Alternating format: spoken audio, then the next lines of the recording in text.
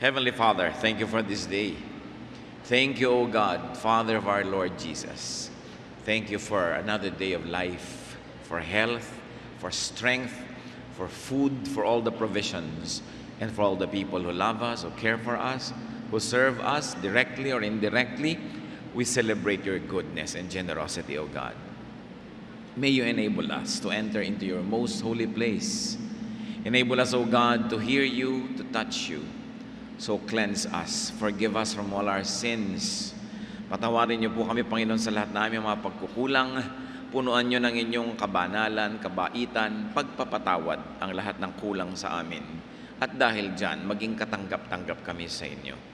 Narito kami upang kayo'y dalhan ng aming mga papuri, mga handog, at hingan kayo, Panginoon, ng pagpapala. Kaliwanagan, karunungan, kalayaan, kaginhawahan sa buhay. Pagalingin mo nawa ang mga sakit naming physical, emosyonal, spiritual. Palakasin mo nawa ang aming katawan, maging ang aming espiritu, patalinuhin mo ang aming isip, nang lalo namin kayong maunawa. Bigyan mo kami ng kakayahan, Panginoon, na mabuksan ang mga hiwaga ng iyong salita, at ito maging kapakipakinabang sa pang-araw-araw namin pagkakilala sa iyo at sa pang-araw-araw namin pakikipagkapwa sa bawat tao. Nawa, manahan kayo sa aming puso. Bigyan niyo po kami, Panginoon, ng lakas ng isip at katawan, kapayapaan, katahimikan ng loob, para buong-buong maibigay namin sa iyo ang aming atensyon. Protect us from all evil men and evil spirits, from all malicious plans of the evil one against your people. Protect our loved ones who are not with us right now, even our homes, our businesses. Lord, descend from heaven into our hearts. Sit on your throne of power and glory. Release us, empower us, and give us your blessing. In the name of your Son, our Lord, our Savior, Jesus Christ, we pray. Who is really blessed? Marami tayong mga tinatawag kung minsan na blessed. And let's study who we usually call blessed. Sinasabi natin, alam mo, blessed na blessed yung kapatid na yan. Bakit? We call them who achieve their goals as blessed. Those who become successful. Whatever measure of success we use. We call blessed those who receive material things. Kasi, naka-receive ako ng blessing. Meron ako increase ng sweldo, tumubo ang aking negosyo. We call blessed those who are and who become abundant and wealthy, and very especially the healthy. We call blessed those who have good relatives and friends. Sabi mo, alam, blessed na blessed ka naman, ang babait ng mga anak mo, meron ka mga kamag-anak na may kaya, etc., etc. And we call blessed those who enjoy good fortune and a good life. No doubt, these are blessings by human standards and up to a point, by godly standards too. Blessing talaga yan. Pero ano ba talaga ang sabi niyang Panginoong Jesus? Who is really blessed according to the Lord? Luke 11:27 to 28, habang ang Panginoon ay naglalakad at siya'y nagtuturo at napakaraming tao na naghuhumiyaw at tumatawag ng kanyang atensyon, sumusunod sa kanya. Verse 27, as Jesus was saying these things, a woman in the crowd called out, blessed is the mother who gave you birth and nursed you. He replied, blessed rather are those who hear the word of God and obey it. Isang babae ang naghuhumiyaw, sabi, bukod namang pinagpala ang babaeng nagluwal sa iyo, at ang babaeng nagpasuso sa iyo at nagbigay ng kanyang gatas at nagpalaki sa iyo at nag-alaga. Sabi noong babaeng sumayaw, yun daw ang blessed. Of course, she was referring to the mother of Jesus, Mary. And Jesus said, ang talagang pinagpala ay yung nakakarinig, yung nakikinig ng salita ng Diyos at sumusunod dito. Hindi naman niya sinabing hindi pinagpala si Mary. Pero para doon sa babae, yung pagiging mother or pagiging biologically related to Jesus, pagiging kamag-anak niya in human terms, ay blessedness. Sabi ni Jesus, oo, blessedness yan, pero alam mo, ang tunay na blessedness, hindi lang yung biological relations, hindi lang yung filial relations, hindi yung human relations, earthly relations.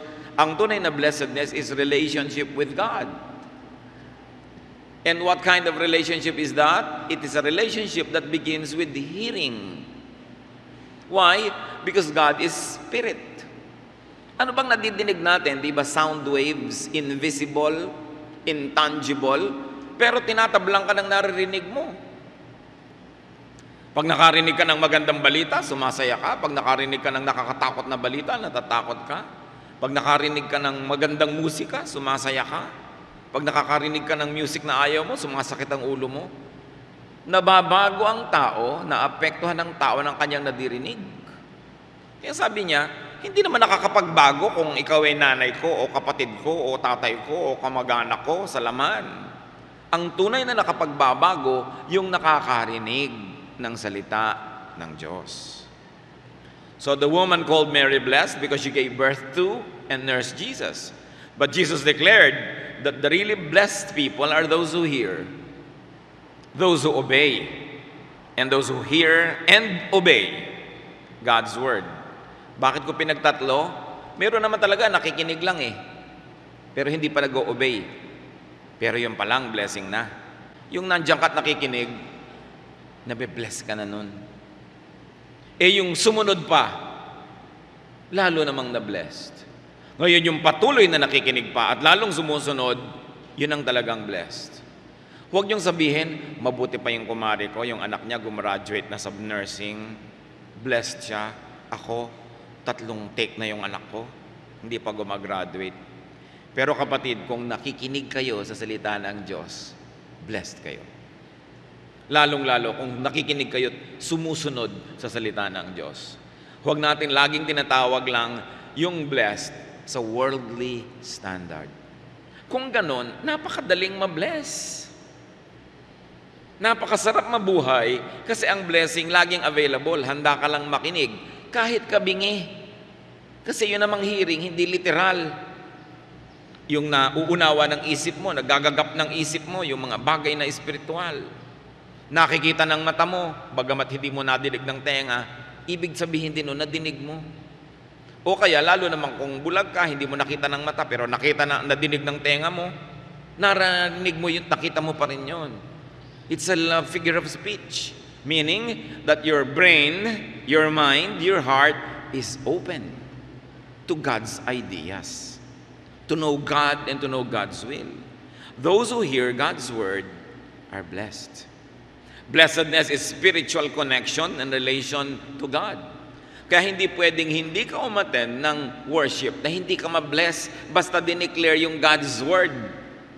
Blessed ka na agad. Just hearing God's word by itself is already a blessing. Why? Because hearing brings in ideas, and ideas change the mind and the heart. Ideas align us with the Spirit of God. It's a blessing to hear God's word because faith saves and faith comes from hearing. It is faith that saves, not knowledge, not biological relations. It is faith that saves, and faith comes from hearing, from reading, from understanding God's words. Romans 10:17, faith comes from hearing the message. Tayong lahat narito because one day we heard the message of salvation. We heard the message of liberation and freedom. We heard the message that made us know that we are sinful and sinners and that we have to change.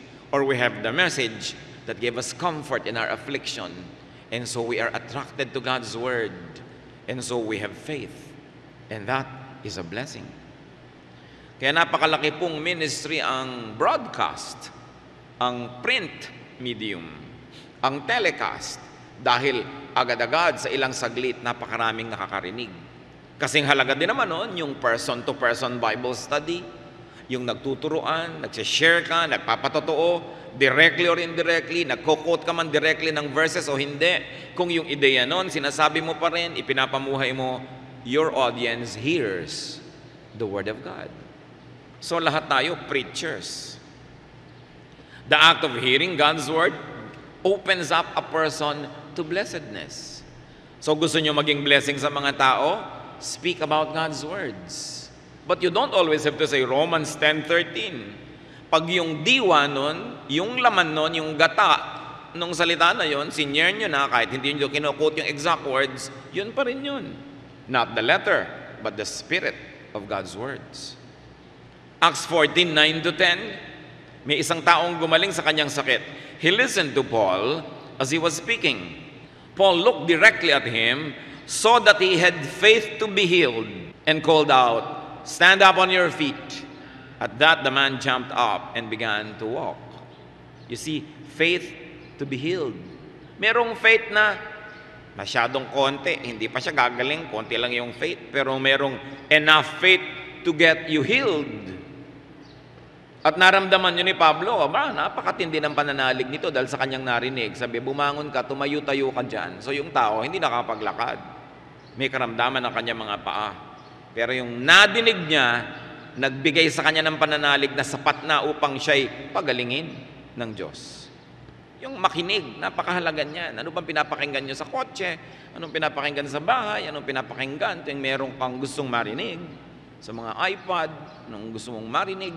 Kailangan yung nakakapagbigay ng pananalig, nakakapagtuwid ng liko, nakakapagpaliwanag sa madilim, nakakapagpalakas sa mahina, nakakapagpalaya sa mga bilanggo, at nakakakontrol sa mga sobrang nagwawala.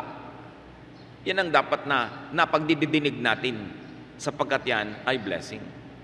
Now, who is blessed? Not only those who hear, but those who obey God's word. Okay, blessing madinig. Dagdagan mo, sundin mo ang iyong narinig. Sasabihin nyo, bakit blessing kung marinig at hindi sinunod? Baka naman hindi palang sinunod ngayon, pero nakatanim na yung salita niyang Diyos sa kanya, maiintindihan din niya yan bukas sa makalawa, next month, nakatanim eh. Kaya tayo, ting nagtatanim ng salita ng Diyos, successful. Huwag niyo sasabihin, ay hindi successful yung aming evangelism eh, 3 lang ang tumanggap kay Lord. Ay hindi successful ang pag-share ko sa mga kamag-anak ko, lagi na lang akong nililibak-libak at pinagtatawanan. Basta sinyer mo ang salita ng Diyos, you're successful. Because the Word of God will not return empty. It will always accomplish the purpose for which it is sent. So tanim ka lang ng tanim. Alam nyo, ngayon ang mga tao halos gustong-gusto na mag-Bible study. Halos sila pa yung magmakaawa na mag-Bible study. Mag-Bible study ka, gustong-gusto. 30 years ago, hindi ganon. Pahirapan. Ang hirap-hirap mag-invite, ang hirap-hirap mag-open ng Bible study. Pero kasi marami nang natanim nung mga una. Mga panalangin nung mga nauna sa ating mananampalataya na akala natin walang nangyayari kasi ang konti-konti nila, ang tagal-tagal.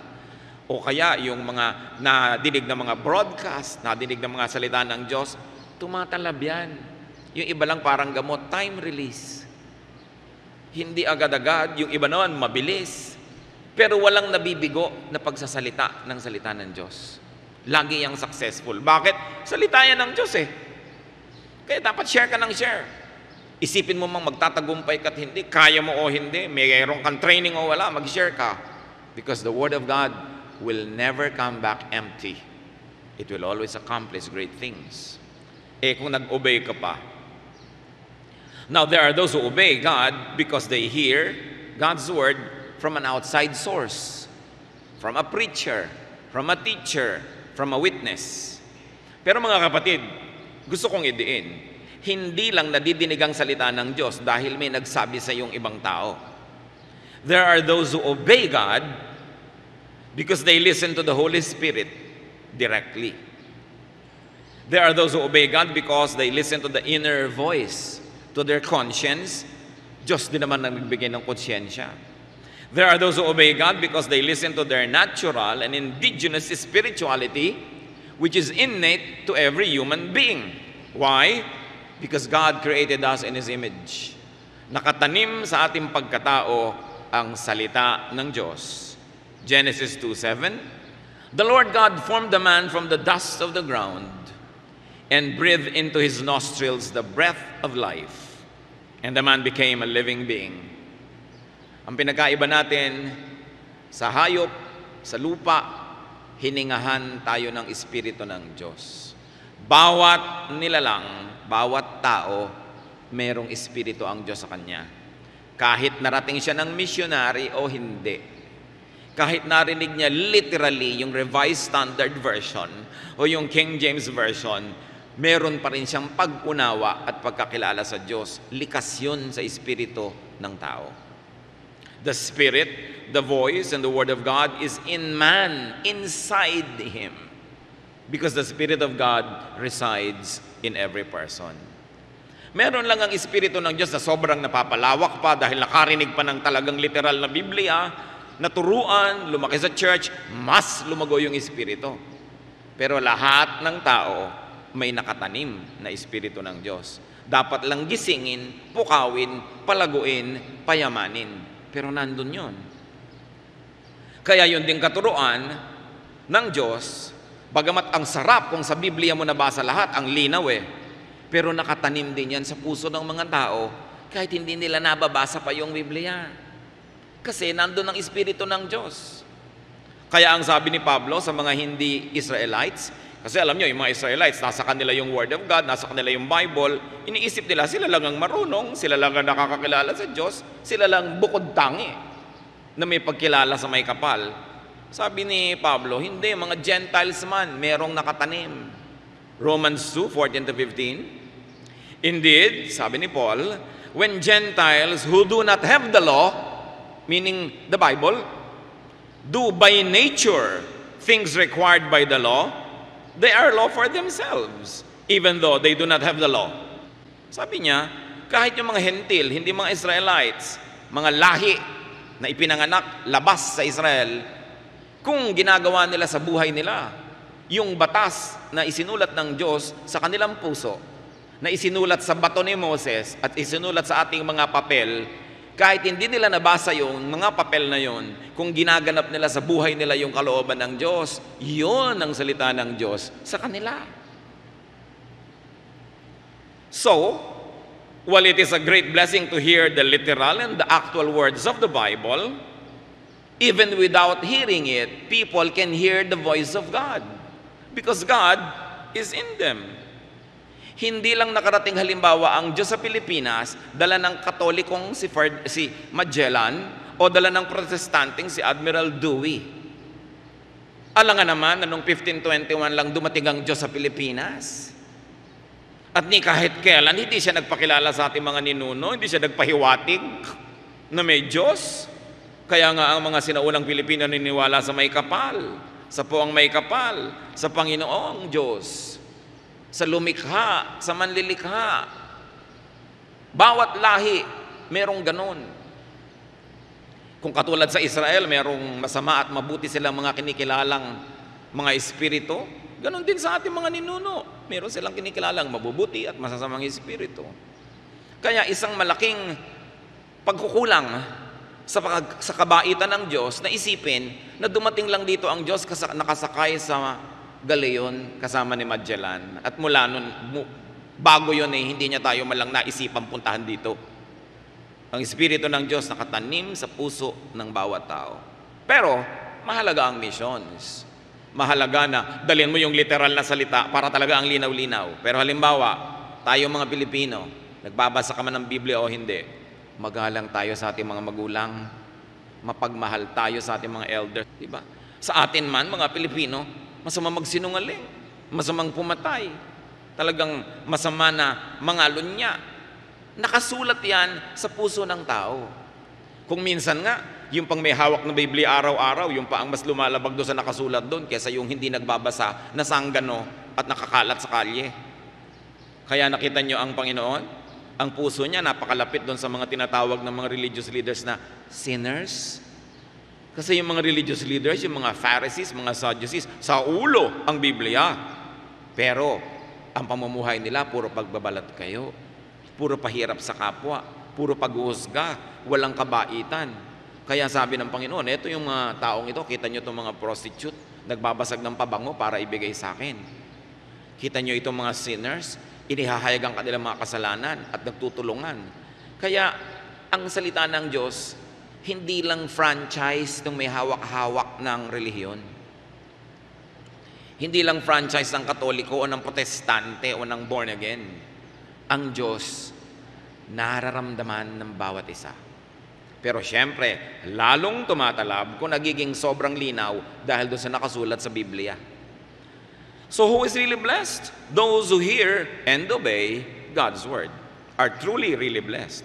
So kung ikaw man ay Gentile na sumusunod sa spirit of God's teaching, hindi mo alam yung law and literal, lalo kang na-bless kung na-hear mo na literally pa, tapos inobey mo pa spiritually.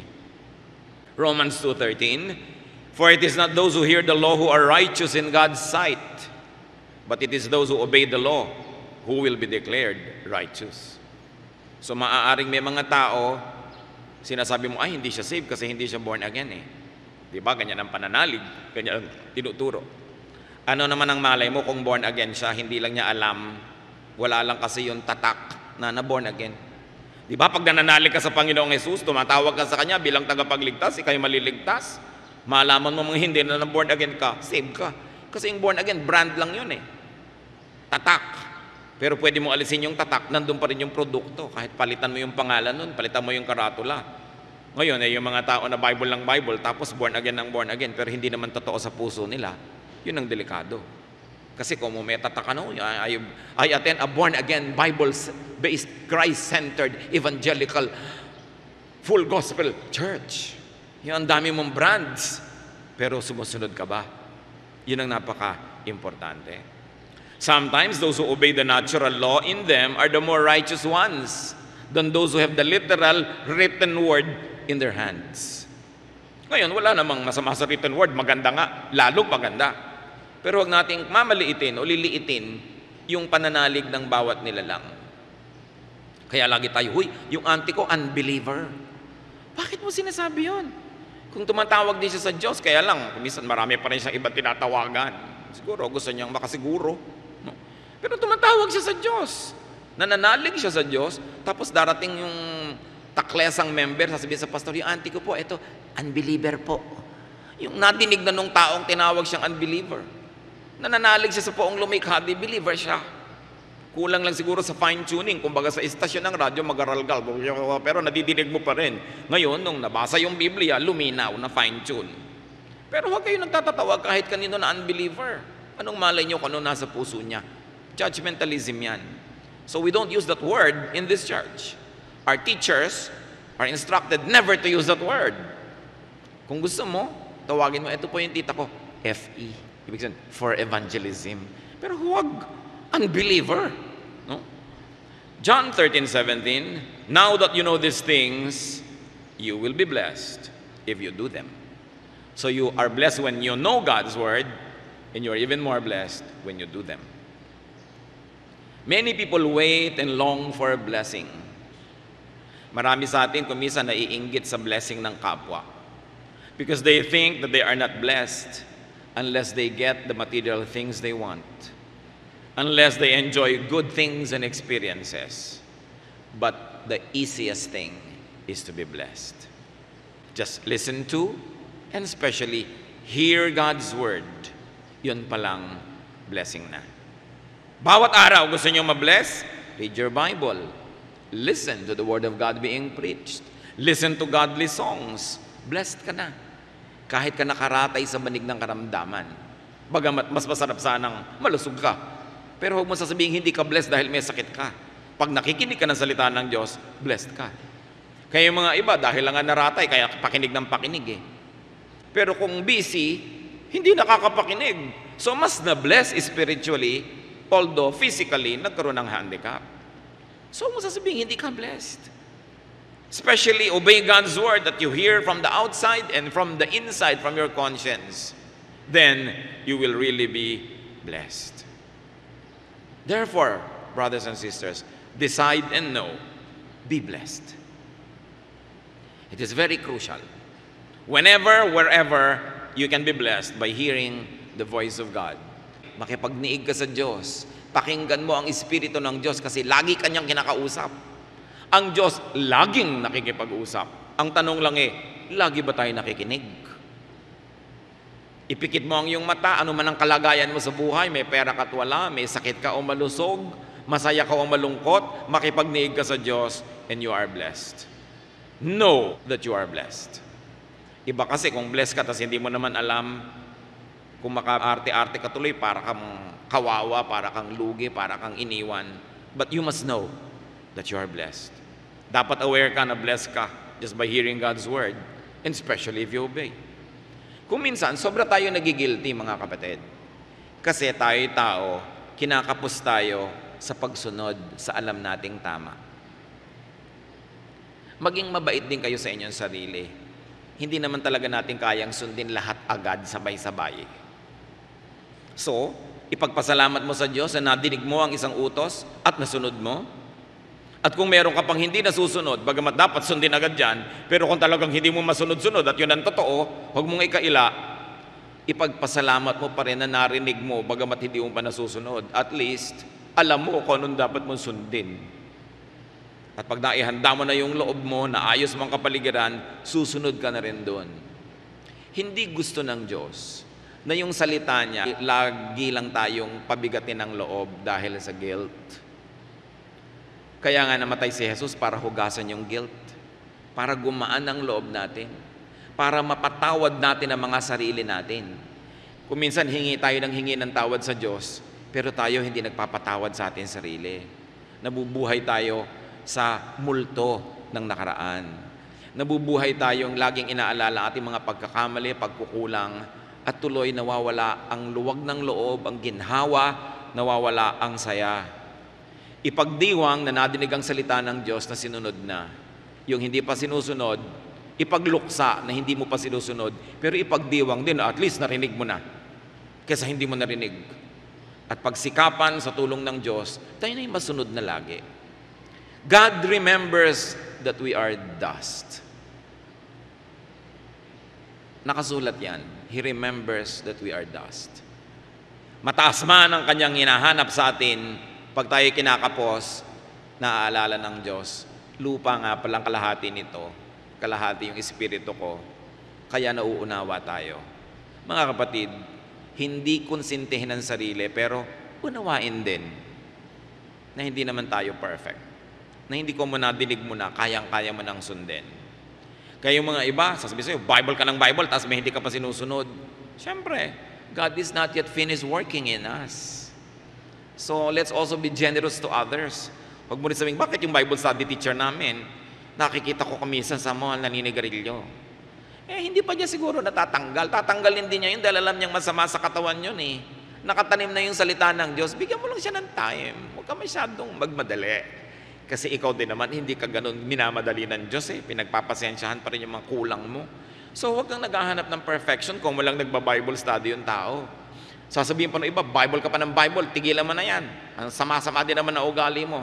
Aba, yung masama ang ugali na nagba-Bible study, may pag-asa kaysa yung masamang ugali hindi nagba-Bible study. Bagamat huwag naman yung laging excuse yan na, God is not just finished working on me.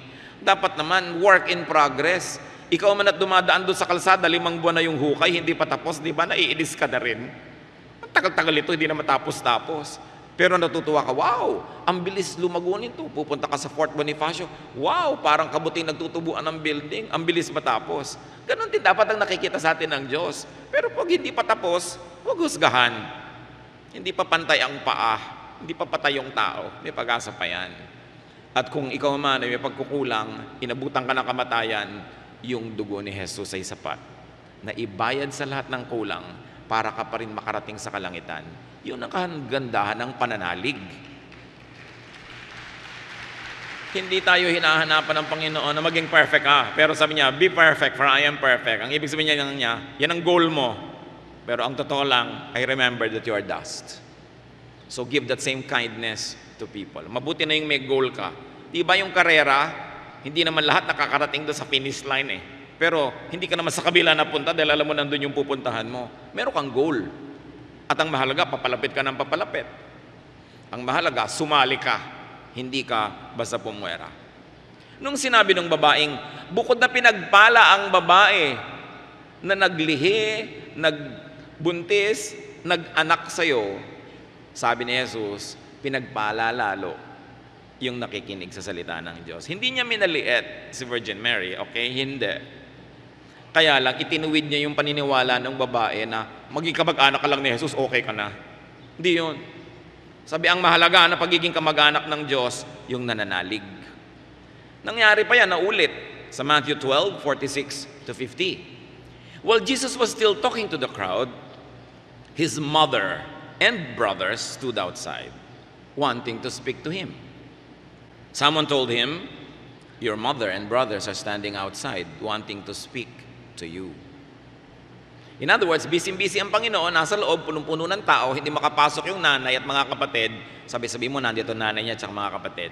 Either para papasukin sila, hawiin yung tao, o ilabas si Jesus. Verse 48, he replied to him, "Who is my mother? And who are my brothers?"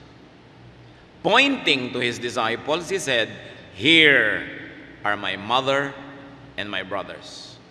For whoever does the will of my Father in heaven," kita nyo, in-emphasize niya, sa inyo, who is my mother here? "Whoever does the will of my Father in heaven is my brother and sister and mother." Mga kapatid, kung nananalig kayo sa salita ng Diyos, sumusunod kayo sa ating Ama sa Langit, kayo ay nanay, tatay, kapatid ni Jesus. Yun ang napakasarap doon. Hindi niya minaliit yung role ni Virgin Mary. Pero ang sinabi niya, kayo man pwede kong maging kamag-anak. Ganong kalapit at higit pa. Basta pakinggan niyo ang salita ng Diyos sa langit at sumunod kayo, kayo man higit pa sa maging mother o brother o sister. Kasi kayo tunay na mga kamag-anak ko, kayo na mga anak ng Diyos. Napakahalagang isipin yon. Akala naman ng iba minaliit si Virgin Mary. No, we must always call her blessed. She is blessed. We must always respect her. But remember that worship belongs only to God. That's why Jesus corrected the statement of the woman. Sabi niya, yes, mahalaga ang nanay ko dito sa lupa. Mahalaga ang aking mga kamag-anak. Pero huwag yan ang pag-isipan nyo. Ang isipin nyo, maging kamag-anak ko rin kayo. Maging anak kayo ng Diyos, makinig kayo sa salita ng Diyos, at kayo man blessed. Hindi lang itong mga kamag-anak ko dito sa laman. So, if you hear the Word of God, if you believe in Jesus, if you obey God's Word, thank God because you are blessed. No matter what your station in life, rich or poor, healthy or sick, young or old, male or female, no matter, if you believe in God, you are blessed. Huwag niyong kakalimutan kahit isang sandali. Kung minsan nade-depress tayo, nalulungkot tayo, natatakot tayo, nalilimutan natin kasi yung katotohanan na yun eh. Dahil ang naaalala nating blessing, pera, kotse, bahay, promotion, kalusugan, alam natin na kahit sa mananampalataya, hindi ibinibigay lagi yan. So hindi yan ang pamantayan at sukatan ng pagiging pinagpapala ng Diyos. 2 Corinthians 9:15, thanks be to God for His indescribable gift. And because we are blessed, be an agent of blessing. What should the people of God do when they are blessed because of the Word of God? They should declare, share, and teach God's Word. Lagi nagtuturo, bagamat hindi know-it-all. The people of God should be knowledgeable but not know-it-all. At marunong din tayo mag-timing kung kailan magsasalita. Isaiah 52 verse 7, how beautiful on the mountains are the feet of those who bring good news, who proclaim peace, who bring good tidings, who proclaim salvation. Sabi, napakainam masdan ng paa ng mga taong may dalang mabuting balita, salita ng Diyos. Pag makikipag-usap tayo sa tao, yan ang gawin natin at sikapin. Ma-share ang salita ng Diyos. Huwag kung ano-anong walang kwenta mga chismis. Huwag mga bagay na nakakatakot, nakakaligalig, nakakagulo. Kundi mga bagay na nakakapagpalakas ng loob, nakakapagpatibay ng pananalig, mga bagay na nagbibigay ng pag-asa. Kung minsan makakatanggap kayo ng mga text sa mga nakakatakot, yung mga kung ano-ano, hindi nyo na na-verify, ipapass nyo dahil nakalagay please pass, nagkakalat ka ng takot, nagkakalat ka kuminsan ng galit, nagkakalat ka ng pagkasira ng loob. Lalo ngayon sa technology, napakadali magkalat ng balita. Gamitin natin sa pagkakalat ng maganda at mabuting balita. Ngayon, kung kayo naman, naghihingi ng prayer sa mga tao, please pray for this, please pray for me, please pray for me. Matuto naman kayo magtanong doon sa lagi nyo hinihinga ng prayer. Ikaw ba may prayer request? Hindi yung ikaw na lang ang papray ng papray. One-way relationship. May ganun eh. Tuwing dadating yung text, may prayer request. Pero hindi ka malang matanong, what about you? What can I pray for you? Ang akala na lang nila, utusan nila lahat ng kapatiran para ipagdasal sila. Pero hindi naman sila nagpe-pray din mismo para sa iba.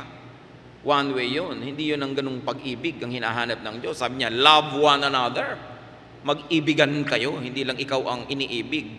Ikaw din ay iibig. And always preach God's word. 2 Timothy 4:2, preach the word. Be prepared in season and out of season.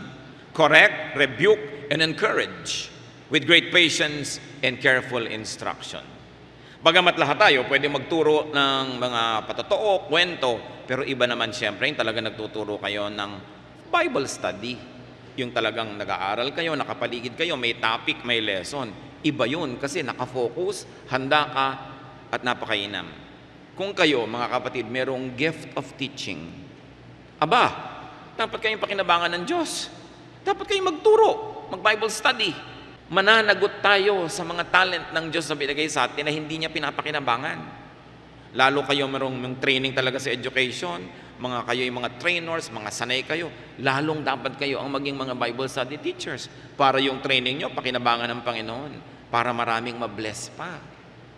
Alam niyo naman kasi, hindi lang naman magturo ang mahalaga, kailangan marunong ka rin paano magturo.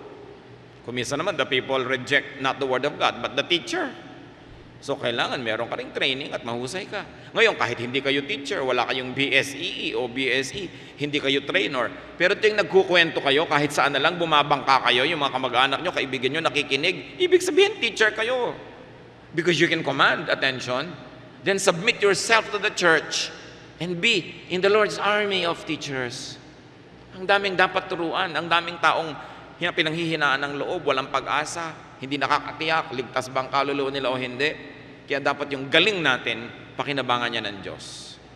Acts 8:4, those who had been scattered, preached the word wherever they went.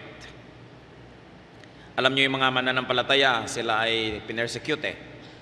Pinalayas sa kanilang mga sarili, mga bahay, mga villages, nakalat sila kung saan-saan. Kaya ang Kristyanidad kumalat. Kasi saan man nakarating, ang anak ng Diyos nagtuturo. Ganyan dumadami ang day by day churches, mga kapatid. Ang ating mga kapatiran, mapunta man sa ibang bansa, nagtuturo agad, nagba-Bible study, lumalago, nagiging church. Hindi ka kailangang ipadala na missionary doon, gastahan, etc., etc. Tayo mismo, kahit saan tayo magpunta, sa trabaho, sa workplace, magturo ka, mag-Bible study ka, missionary ka. Sa bahay mo, mayroong nagwo-worship, 8-10 people, that is a house church. And those were the churches of the first generation Christians. House churches. Yung ating sambahay. Pagsamba sa bahay. Kaya sumali kayo sa mga nag-e-exist natin na sambahay groups. O kaya yung bahay nyo, buksan nyo. May maluwag kayong garahe, sala, whatever. Magtipon-tipon, magturo. Habang ang panahon ay pasama ng pasama, dapat namang lalo magliwanag ang Espiritu ng Diyos sa atin. So we obey God, but better yet, live, exhibit, and demonstrate God's word through obedience and love. The best preaching is love. When we love, we preach because God is love. John 14:21, whoever has my commands and obeys them, he is the one who loves me. He who loves me will be loved by my Father, and I too will love him and listen, show myself to him. Mahiwaga ang salita. Sabi ni Jesus, sino man ang sumusunod sa ipinag-uutos ko, yun ang talaga nagmamahal sa akin. At pag nagmamahal sa akin, minamahal siya ng Ama sa langit. At pag sumusunod at nagmamahal sa akin, lalo akong magpapakilala sa Kanya. Kung minsan sasabihin natin, kilala mo na ba si Lord? Ay, nakakilala ako noong 1984, ganyan, nakakilala.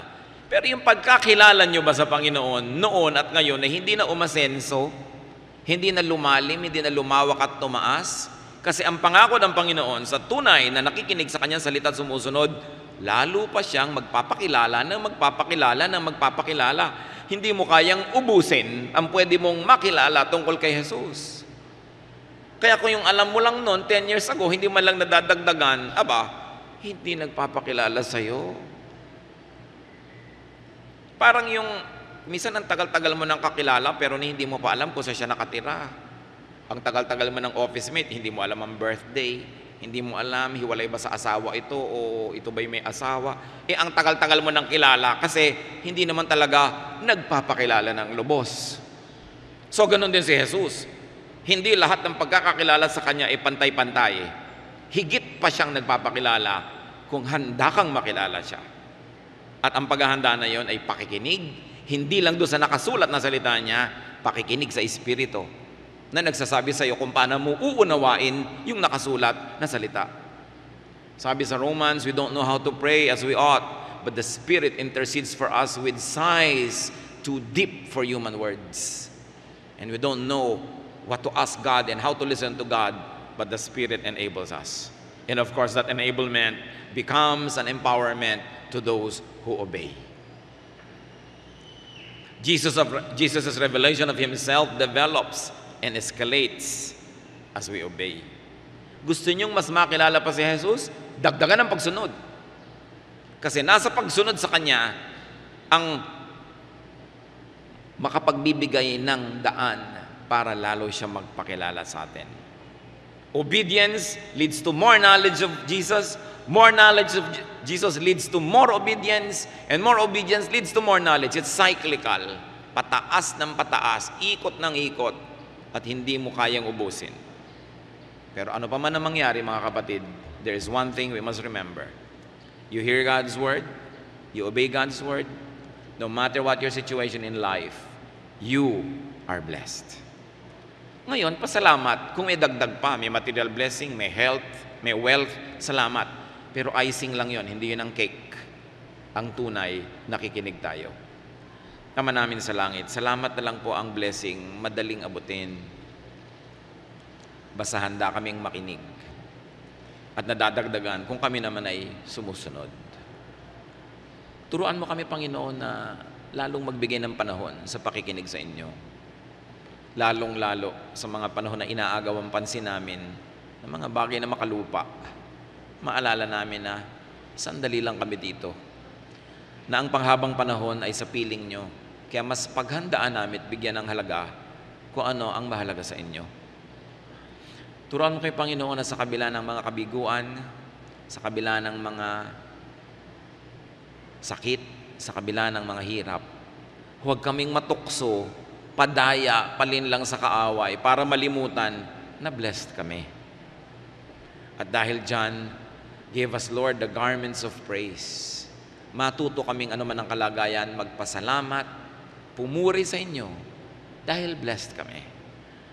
Turuan mo kaming tingnan ng mundo sa iyong pananaw.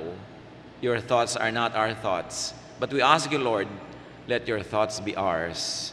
As we obey you, teach us to see what must be seen, to hear what must be heard, and to be thankful for our blessedness. Magbulay-bulay tayo sa mandali, pasalamatan natin ang Diyos sapagkat lahat tayo pinagpapala niya. At kung may dagdag pang mga ibang pagpapala, ipagpasalamat nyo rin sa Diyos. Ngayon, ipagpatuloy natin ang pagsamba sa pamamagitan ng personal na pagpapasalamat. Sabihin nyo sa Panginoon ang mga ipinagpapasalamat nyo, higit sa lahat, na nadidinig natin ang Kanyang salita, tayo nananalig, tayo naligtas dahil kay Jesus. At kung may dagdag pa diyang mga material at physical blessings, ilapit sa Kanya. One act of worship is to thank God. So worship now in silence.